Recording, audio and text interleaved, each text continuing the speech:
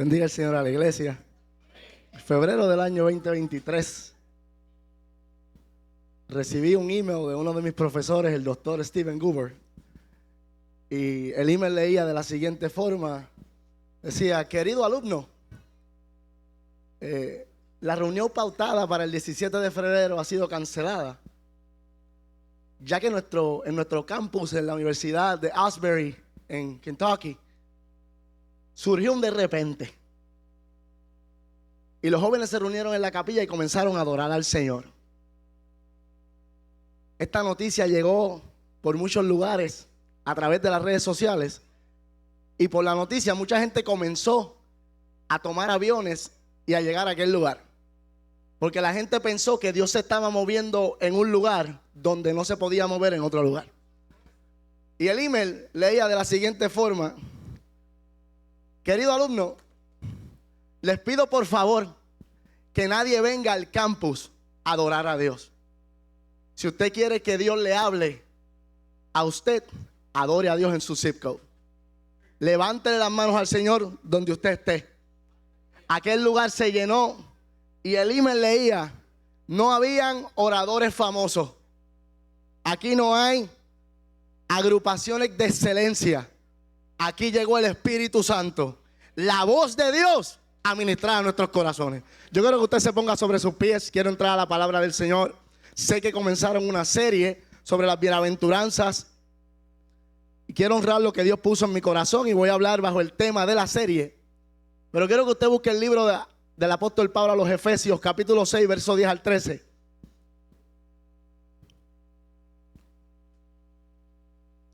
Epístola a los Efesios, capítulo 6, una porción muy conocida, versos 10 al 13.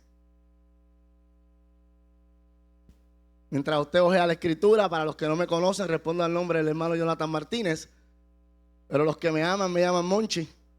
Vengo de la iglesia MI de Tampa, la cual pastorea el reverendo Eliezer Carrasquillo. Reciba saludos de él. Conmigo anda mi esposa, la hermana Yira Morel Pérez. Mi niño Nathan está por ahí. También está, como bien presentó nuestro pastor, la hermana Damaris Pietri. Y por ahí está Edwin Yamil González, ese es como mi hermano. Así que agradecemos al Señor que usted se descita en este lugar. Efesios capítulo 6, verso 10 al 13. ¿Lo tiene la iglesia? Lee la escritura de la siguiente forma: por lo demás, hermanos míos, fortaleceos en el Señor y en el poder de su fuerza, vestido de toda armadura de Dios, para que podáis estar firmes contra las acechanzas del diablo. Porque no tenemos lucha contra sangre y carne, sino contra principados, contra potestades, contra gobernadores de las tinieblas de este siglo, contra huestes espirituales de maldad en las regiones celestes. Por tanto, tomad la armadura de Dios, para que podáis resistir el día malo, y habiendo acabado todo, estad, lo leo de la traducción lenguaje actual, finalmente, dejen que el gran poder de Cristo les dé fuerzas necesarias. Protéjanse con la armadura que Dios les ha dado, y así podrán resistir los ataques del diablo. Porque no tenemos lucha contra gente como nosotros. Porque no luchamos contra gente como nosotros, sino contra espíritus malvados que actúan en el cielo. Ellos imponen su autoridad y poder en el mundo actual. Por tanto, protéjanse con la armadura completa. Así, cuando llegue el día malo, podrán resistir los ataques del enemigo y se mantendrán firmes hasta el fin. Yo quiero compartir algunos minutos bajo el siguiente tema: su voz. Señor, te doy gracias por la oportunidad que tú me has dado de llegar a este lugar. Vengo delante de tu presencia a pedirte, como siempre, que no sea un pensamiento humano, que no sea un pensamiento del hermano Jonathan, sino una palabra que venga de tu espíritu a ministrar a nuestros corazones. Hoy yo oro, Señor, por esta comunidad de fe, y te pido que sea tu palabra quien ministre, quien cambie, quien levante y restaure, para salir de aquí todos diferentes y aprendamos aún a distinguir tu voz. En el nombre de Jesús, a ti te damos toda la gloria. Amén y amén. Usted puede sentarse. Su voz. Permítame construir la entrega de este sermón e introducir sobre un pasajero de avión. Y el que me conoce sabe que yo no me estoy quieto, yo me meneo mucho. Así que si están grabando, síganme. La historia del vuelo 737 que sale de LAX, California, hacia la isla de Honolulu, Hawái. Es una historia bien interesante y hay una historia que se regó por todas las redes sociales y seguía de la siguiente forma. Y es que el vuelo sale y cuando están despegando, casi siempre todo el mundo está sentado. Nadie se puede parar en un avión. Pero lo primero que se escuchó fue la voz del capitán. Y la voz del capitán decía: pasajeros, estamos despegando y acabé de recibir una información. Y es que despegando vamos a entrar en una turbulencia.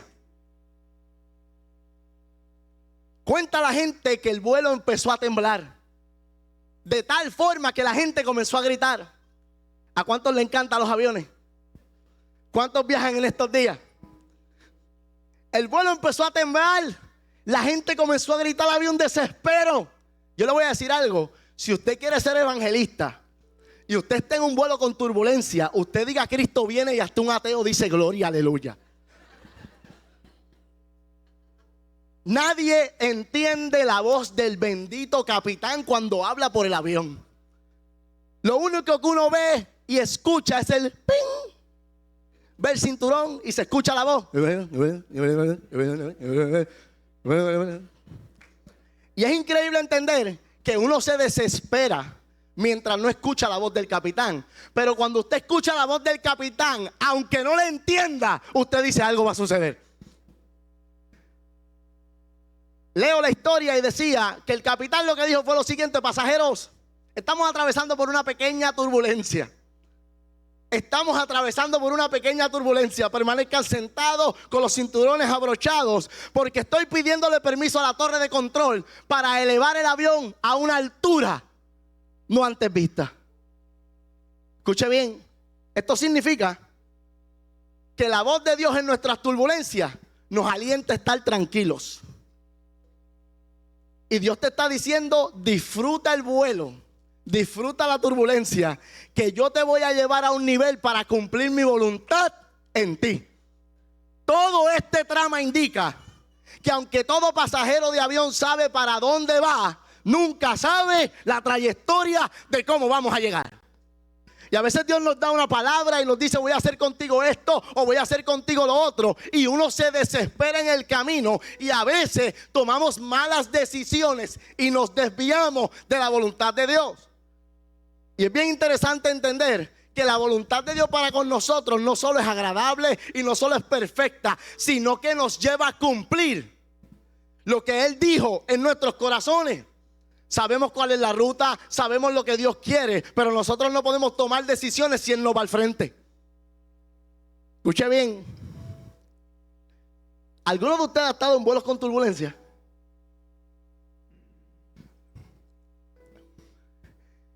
Hay dos tipos de turbulencia. Y la primera es la turbulencia que el capitán avisa.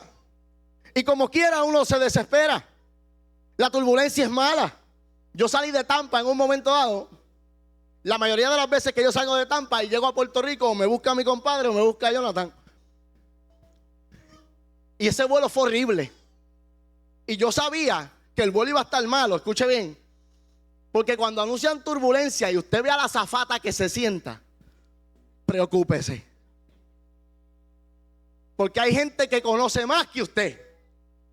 Y ese vuelo estuvo malo y la azafata se sentó, un vuelo horrible. Pero se escuchó la voz del capitán y trajo paz a la tripulación. Pero hay otra turbulencia, que son las turbulencias que vienen de repente. Crisis inesperadas. Permítame seguir hablando de los aviones. Salimos de Saigón, Vietnam en el 2017 a Hong Kong. Los papás de la pastora estaban en ese vuelo. Un vuelo placentero, un vuelo tremendo. Las ventanitas estaban abiertas, había un sol increíble. Uno de los mejores vuelos de mi vida al principio. Yo estoy sentado en una esquina y recuerdo como ahora que nuestro mentor Alexis Santiago está sentado al lado mío. Y estamos compartiendo y estamos dialogando. Y estoy haciendo chistes con Charlie. ¿Usted conoce a Charlie? De allá para acá. Y de repente el avión hizo así. La azafata se cayó, refrescos por todos lados. Lo único que yo me acuerdo es escuchar a Alexis Santiago decirme: yo no me puedo morir aquí. Yo no me voy a morir aquí. Yo lo miro, no puedo ni hablar, en mi mente yo tampoco. No sé cómo el avión se enderezó. Y entonces se escuchó la voz del capitán que dijo después de aquella turbulencia: pasajero, hemos atravesado un momento difícil. No sabíamos que venía un de repente, pero yo les prometo que ya no habrá más turbulencia y los llevaré a puerto seguro. ¿Qué nos quiere decir el hermano Jonathan? Que van a haber crisis que nosotros estamos esperando y que hay crisis que nosotros no esperamos, pero lo único que nosotros esperamos es la voz de Dios que nos dirija en medio de la crisis. Es su voz. A Job todo le iba bien. Él tenía una vida íntegra, un hombre que no había cometido pecado. La Biblia dice que era perfecto. En su traducción es que era un hombre íntegro. Y de repente llegaron unos mensajeros y le dijeron: has perdido tus bienes. Llegaron otros mensajeros y le dijeron: tus siervos han muerto. Llegaron otros mensajeros y le dijeron: se robaron a tus camellos. Lo perdió todo, pero no perdió su integridad. Escuche bien, lo perdió todo, pero no perdió su integridad. Y este hombre, en ese de repente, la peor de las noticias que yo creo que él pudo haber recibido fue la que un siervo se le acercó y le dijo: tus hijos y tus hijas estaban comiendo y bebiendo en casa de su hermano el primogénito, y vino un viento y azotó las 4 esquinas de la casa, la cual cayó sobre los jóvenes y murieron. Y solamente escapé yo para darte la noticia. Lo más interesante es que dentro de esa crisis, aunque Job no escuchó la voz de Dios, la Biblia dice que se postró en tierra y dijo: desnudo salí del vientre de mi madre, desnudo volveré allá. Jehová dio, Jehová quitó, sea el nombre de Jehová bendito. La mujer más criticada de la Biblia, yo creo que es la esposa de Job. Y la esposa de Job a mí me enseñó algo bien interesante, porque la gente la critica. Alexis Santiago le decía a la esposa de Job Jobita, porque ella no tiene nombre. Y la gente la critica. ¿Sabe por qué la gente la critica? Porque la esposa de Job le dijo a un hombre en medio de una crisis: y aún retienes tu integridad, maldice a Dios y muérete. Pero muchos predicadores la leen de esa manera. Yo leo a la esposa de Job de esta forma: fue una mujer que también perdió las vacas, fue una mujer que también perdió los hijos, fue una mujer que también lo perdió todo y se le sumó a un esposo que estaba rascándose con un tiesto. Yo leo a la esposa de Job como una mujer que no está entendiendo cómo un hombre íntegro lo ha perdido todo. Yo veo a una mujer sentada en la esquina de la cama llorando, diciendo: yo no entiendo ¿cómo tú puedes todavía poder adorar a un Dios que nos ha quitado todo? ¿Sabe qué me enseñó la esposa de Job? Sí, porque Job no fue al abogado después de eso y dijo: yo me tengo que divorciar de esta mujer. La esposa de Job me enseñó que en los momentos de crisis uno se calla la boca. Ella lo acompañó hasta el final. Cuando hay alguien en crisis, usted no quiere hacer la voz de Dios. Cuando hay alguien en crisis, usted acompaña a la gente y espere que el Dios abra su boca y nosotros podamos escuchar su voz. Dentro de la crisis, dentro de la turbulencia, necesitamos 2 cosas: a quién escuchamos mientras pasa la turbulencia y de quién nos rodeamos mientras pasa la turbulencia. Tenemos que aprender a distinguir la voz de Dios. Usted no va a pasar tiempo con Dios si usted no conoce. Escuche bien, ¿cómo yo aprendo a distinguir la voz de Dios? Yo aprendí a distinguir la voz de Dios de esta forma. Mi mamá es una mujer rajatabla pentecostal. Mi mamá, si me ve predicando aquí sin gabán y corbata, me critica. Esa es mi mamá. Mi mamá es un poquito fuerte, pero mi mamá es una mujer de fe. Y mami tiene una peculiaridad al llamarme. Yo me llamo Jonathan, pero mami es de Bushwick, Brooklyn. Mami me dice Jonathan. Y ella cuando dice mi nombre lo dice bien raro. Y a veces cuando yo estaba jugando afuera, ella salía y gritaba Monchi, Monchi, Monchi. Yo no escuchaba. Pero cuando decía Jonathan, yo me paraba y decía, mami me llamó. ¿Por qué yo lo sé? Porque yo aprendí a distinguir la voz de mami. ¿Por qué yo aprendí a distinguir la voz de mami? Porque yo pasaba tiempo con mami. Porque mami me daba de comer. Porque mami me llevaba a la escuela. Y a veces nosotros no aprendemos a distinguir la voz de Dios porque no pasamos tiempo con Él.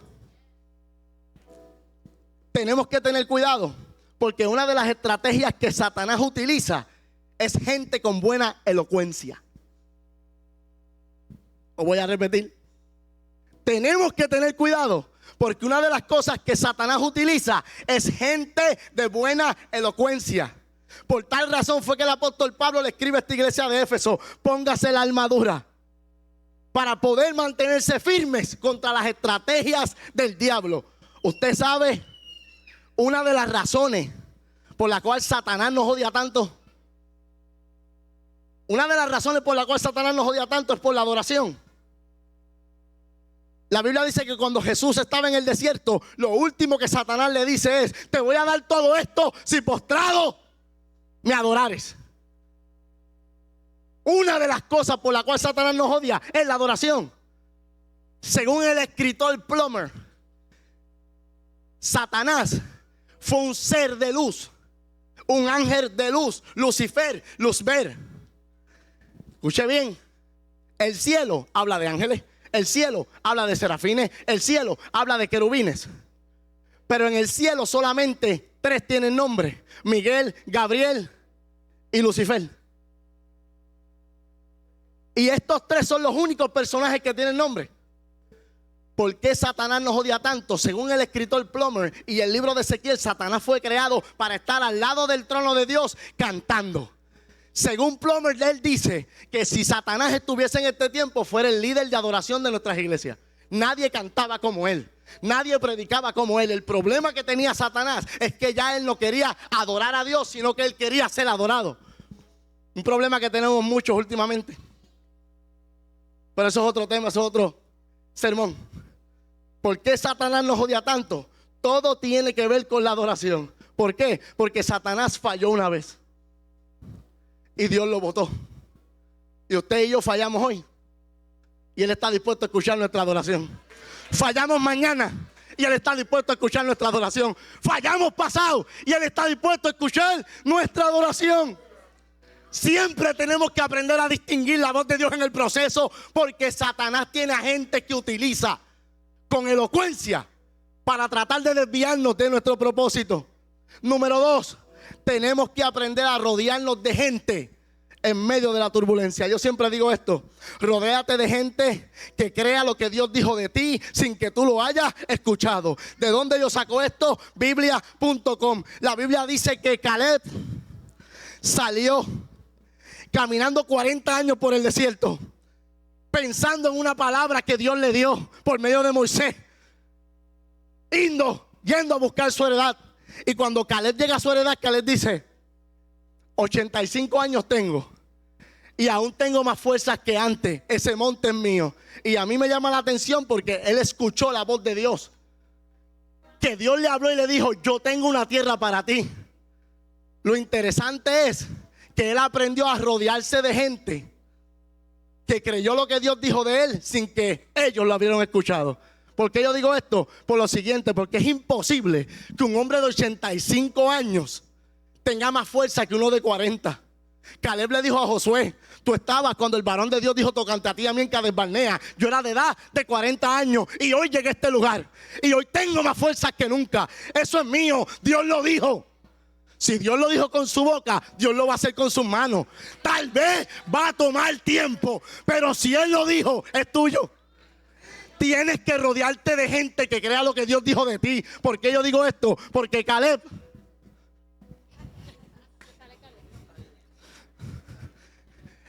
salió a los 40 años. Y yo veo a Caleb que salió con uno de sus hijos. Escuché esto. Y Caleb tenía una promesa, porque él había escuchado la voz de Dios en el desierto. Los otros 10 espías habían muerto. Caleb y Josué salieron vivos. Ellos tenían un corazón diferente. Dios le habla a la gente que tiene un corazón distinto. Caleb salió y se rodeó de gente que creyó lo que Dios dijo. ¿Por qué yo digo esto? Por lo siguiente, porque salió con su familia. Y yo imagino a Caleb que dijo a su hijo: tú no entiendes lo que Dios me dijo. Tú tal vez no lo escuchaste, pero nosotros vamos a caminar 40 años por el desierto. Dios me habló. ¿Es la que sí, Darío? Dios me habló. Y vamos a salir. Siéntate, Caleb. Y cuando Caleb sale, pasaron 20 años. Y Darío le dijo a sus hijos: ustedes no saben, pero Dios le habló a papá. Estamos en el desierto. Si llevamos 20 años, tú no entiendes, yo tampoco entiendo. Pero yo creo que papi escuchó una voz diferente. Y vamos a un lugar a conquistar. Yo veo a Caleb cuando llegó frente a Abraham, dijo: yo salí solo. Y hoy tal vez mi fuerza no es una fuerza muscular, pero yo me rodeé de gente que creyó lo que Dios dijo de mí sin ellos haberlo escuchado. Eso es mío. Quiero concluir la entrega de este sermón. Si esperamos en Dios y nos movemos con Él, Él hará de nosotros no el cumplimiento solamente de su voz, sino grandes cosas y proezas. Según el libro de historia de la iglesia cristiana, la iglesia de Éfeso, la porción que leí, era una ciudad muy conocida. La iglesia de Éfeso lo tenía todo. Políticamente tenía una buena gobernanza. Y en cuanto a lo religioso, aunque era una iglesia totalmente perseguida, lo tenían todo. En cuanto al cristianismo, era una iglesia que en medio de la persecución escuchaba la voz de Dios. Fue una iglesia que la fundó Pablo. Fue una iglesia que la pastoreó Timoteo. Y fue una iglesia que iba en crecimiento. ¿Usted se imagina eso? ¿Dónde tú te congregas? Mi iglesia la fundó Pablo. ¿Y tu pastor quién es? No es Jonathan, es Timoteo. Esta iglesia llegó a ser denominada de las siguientes formas: la grande metrópolis de Asia, la luz de Asia. Era un lugar cosmopolito, una ciudad cosmopolita. Y para que usted entienda, una ciudad cosmopolita es un New York, un Londres y un Los Ángeles. Una ciudad que era bien movida, la economía era muy buena, lo tenían todo. Esta iglesia disfrutaba de buenos tiempos, tenía grandes líderes, trabajaban arduamente y con paciencia. Tenían discernimiento. ¿De dónde yo saco esto? Porque en el libro de Apocalipsis, Juan cuando escribe, dice: ustedes le dicen a los que se creen ser apóstoles que no son. Tenían discernimiento. Pero lo impresionante de esto es que fue una iglesia que, a pesar de que fue fundada por Pablo, dejó de escuchar la voz de Dios. Se enfocó en su tarea interna y se desenfocó de cumplir la voluntad de Dios. Y el problema que nosotros tenemos es que la mayoría de ocasiones buscamos cómo mejorar la obra del Señor, pero no escuchamos al Señor de la obra. Y el apóstol Pablo, antes de presentarle a la iglesia de Éfeso, le dice: póngase la armadura para cuando llegue el día malo estén firmes. Por lo demás, fortaleceos en el Señor y en el poder de su fuerza. ¿Cuál es el poder de la fuerza de Dios? Dios no va al gimnasio. Dios no tiene los molleros del predicador. Su fuerza no viene de ahí. La fuerza de Dios proviene de su palabra. El poder de Dios es un valor positivo que libera y salva. Según el griego koiné, hay 4 sinónimos para poder. Está kratos, que es una fuerza física. Está irshus, que es una fuerza impresiva. Está eusia, que es una autoridad delegada. Ese poder le fue delegado a la iglesia. Esos son los dones del Espíritu. Y está el más que todo el mundo conoce, dunamis, que es una energía y una fuerza y una habilidad de la iglesia para este tiempo. Dunamis es un poder que se manifiesta en milagros y prodigios. Y hoy día nosotros hemos entrado en una gran discusión generacional. No es que Dios se movía más antes que ahora. No es que antes la gente Dios la sanaba en el altar y ya Dios no sana. Yo no sé al Dios que tú le sirves, pero el que yo le sirvo todavía tiene el poder de sanar. Pero hemos entrado en esa discusión. Y muchas veces yo he llegado a pensar, mano, en realidad, tal vez no vemos las manifestaciones como se veían antes. ¿Y sabe de quién es la responsabilidad? De esta generación. ¿Sabe por qué? Porque hay gente que se ha comprometido más en estudiar teología para impresionar a una audiencia, que dejar que la teología se le inyecte en el corazón, ir a la presencia de Dios, esperar que Dios le hable y luego predicar su palabra. Nosotros no venimos a entretener a nadie, somos voz de Dios para que su poder se manifieste en los corazones de la iglesia. Su poder se manifiesta en el Espíritu Santo. Él es el Paracleto, Él es el Consolador, Él es el abogado, Él es el que intercede por nosotros. Él siempre ha existido y la iglesia lo necesita hoy.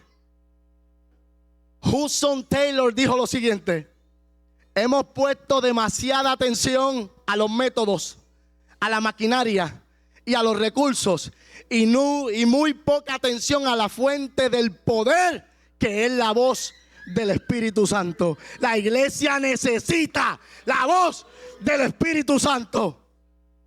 El poder de su fuerza es su voz. Cierro.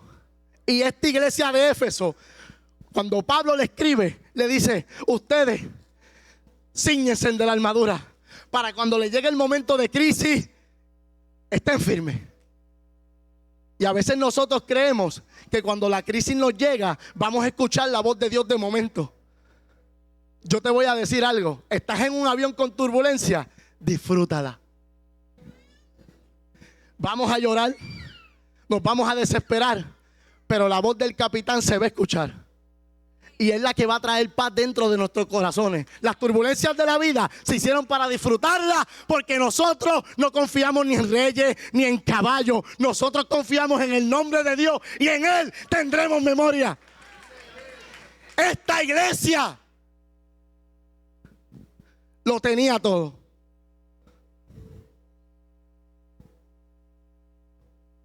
Pero dejaron de escuchar la voz de Dios. ¿Por qué? Porque el apóstol Pablo le escribe en el año 56. Y 38 años más tarde, Juan le escribe en una carta: ustedes lo tienen todo. Tienen discernimiento, pero tienen un problema. Ya no me aman como me amaban antes.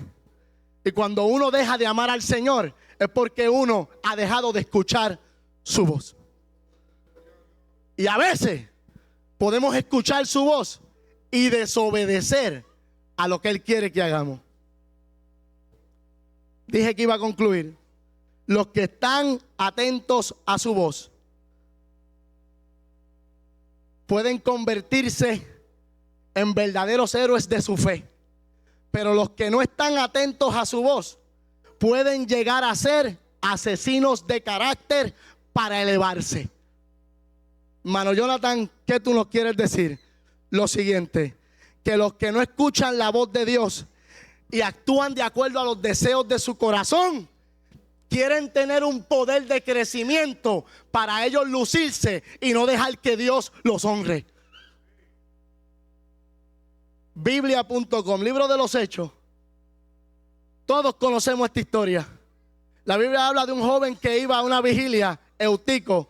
Y Eutico, usted conoce la historia, iba a la vigilia. La Biblia dice en el libro de los Hechos que subió al tercer piso. Y la historia dice que en el tercer piso él se sentó en la ventana y, rendido de un sueño profundo, Eutico se cayó. Pablo estaba predicando como el hermano Jonathan, alargó su discurso hasta la medianoche. Eutico se cayó. Y aquí es donde yo quiero llegar. El corazón de la gente que no escucha su voz y el corazón de la gente que habla su voz. Eutico se cae y la Biblia dice que los que estaban abajo le dijeron a Pablo: ¿está muerto? No need to come down, no necesitas bajar, está muerto. ¿Sabe por qué los que estaban abajo le dijeron a Pablo que estaba muerto? Porque el lugar estaba lleno y ellos estaban escuchando a Pablo por la ventana. Según el libro de historias, para usted poder subir al tercer piso a escuchar en una reunión al que estaba disertando, tenía que esperar que alguien bajara.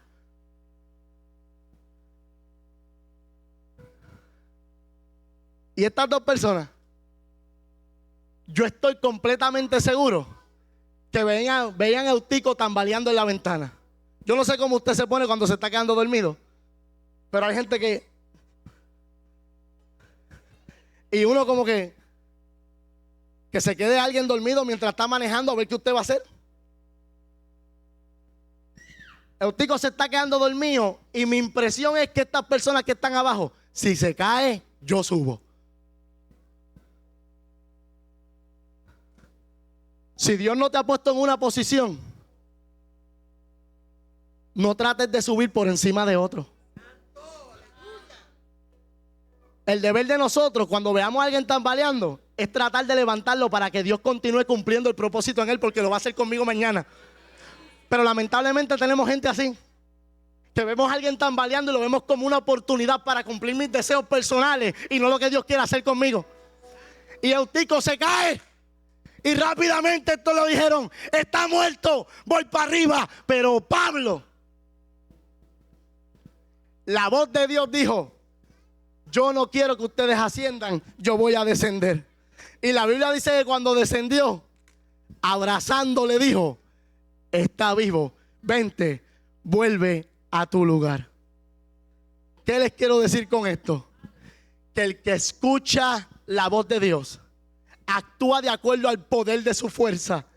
Y el poder de su fuerza no es nada más que actuar en obediencia de acuerdo a lo que Él pone en nuestros corazones para impartir a la gente que nos rodea. Póngase sobre sus pies. Quiero concluir.